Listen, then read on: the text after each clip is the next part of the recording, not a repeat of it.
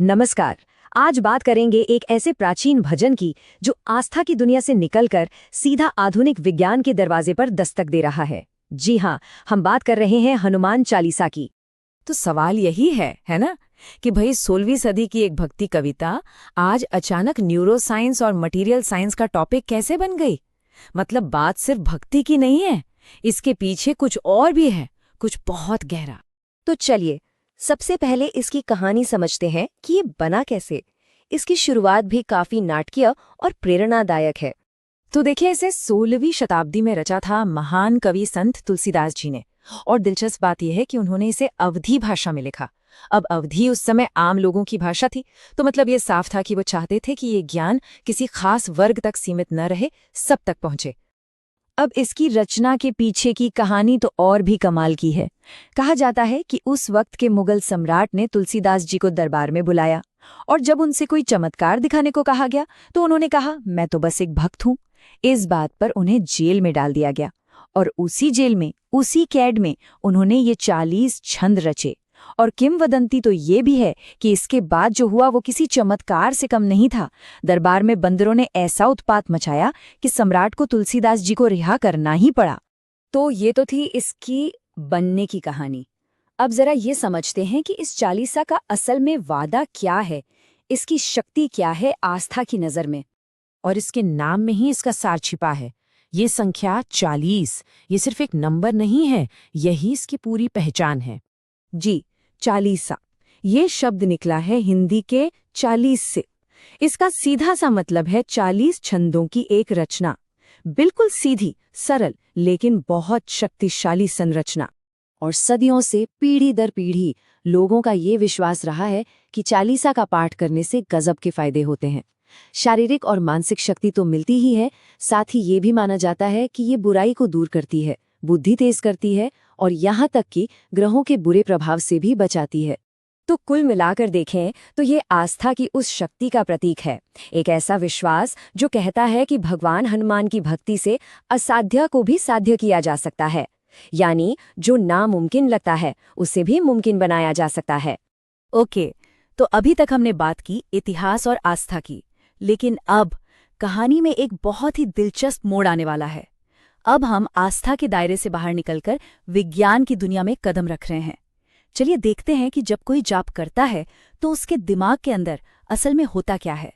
और यहाँ पर आकर चीजें बहुत फैसिनेटिंग हो जाती हैं। देखिए, एक तरफ है हमारा प्राचीन ज्ञान जो कहता है कि जाप से मन को शक्ति और शांति मिलती है, और दूसरी तरफ है मॉडर्न रिसर्च जो कह रही है कि अरे ये तो दिमाग के स्ट्रक्चर को सचमुच बदल रहा है, स्ट्रेस को कम कर रहा है। मतलब जो बातें पहले सिर्फ महसूस की जाती थीं अब उन्हें मापा जा सकता है। अब ये होता कैसे है? रिसर्च बताती है कि लगातार जाप करने से दिमाग में असल में फिजिकल चेंजेस आते हैं। जैसे हमारे दिमाग का जो स्ट्रेस सेंटर है ना, एमिगडाला, ये उसकी एक्टिविटी को कम कर देता है। ध्यान और याददाश्त वाले हिस्से मजबूत होते हैं।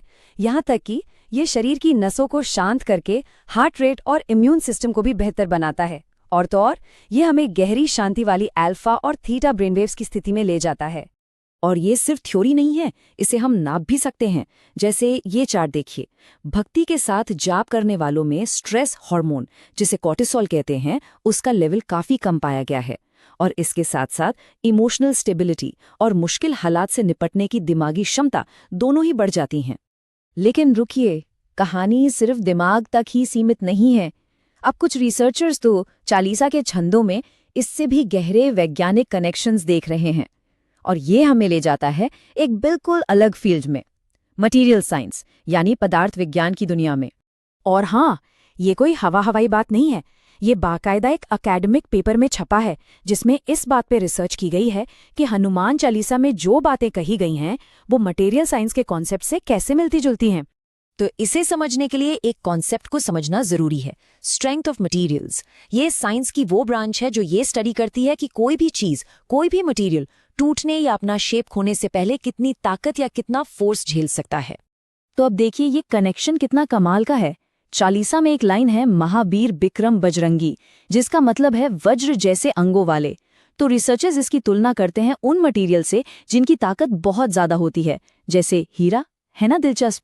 और फिर हनुमान जी का सूक्ष्म रूप या विकट रूप धारण करना यानी आकार बदलना, इसकी तुलना की जाती है इलास्टिसिटी से, मतलब किसी मटेरियल की वो क्षमता जिससे वो अपना आकार बदलकर वापस ओरिजिनल शेप में आ सकता है। तो ये एक कविता और एक वैज्ञानिक सिद्धांत के बीच एक बहुत ही मजेदार वैचारिक पुल है। तो इन सब बातों का मतलब क्या निकलता है? यही कि हनुमान चालीसा शायद सिर्फ एक धार्मिक ग्रंथ से कहीं बढ़कर है। ये एक तरह से आस्था और तर्क, इन दो अलग अलग दुनियाओं को जोड़ने वाला एक पुल जैसा है। और जैसा कि रिसर्च भी कहती है, इस तरह के विश्लेषण से होता क्या है कि पारंपरिक ज्ञान और आधुनिक विज्ञान के बीच एक बातचीत शुरू होती है। यहाँ मकसद ये नहीं है कि धर्म को विज्ञान से सही साबित किया जाए, नहीं, मकसद है ज्ञान के इन दो अलग अलग तरीकों के बीच जो दिलचस्प समानताएं हैं उन्हें खोजना। और आखिर में ये विश्लेषण हमें एक बहुत बड़े सवाल के साथ छोड़ जाता है। सोचिए, अगर 400 साल पुराने एक भजन में हमारे दिमाग और इस भौतिक दुनिया के बारे में इतनी गहरी बातें छिपी हो सकती हैं, तो न जाने और कितने प्राचीन रहस्य होंगे जो बस इस इंतजार में है कि विज्ञान उन तक पहुंचे और उनके राज खोले, है ना?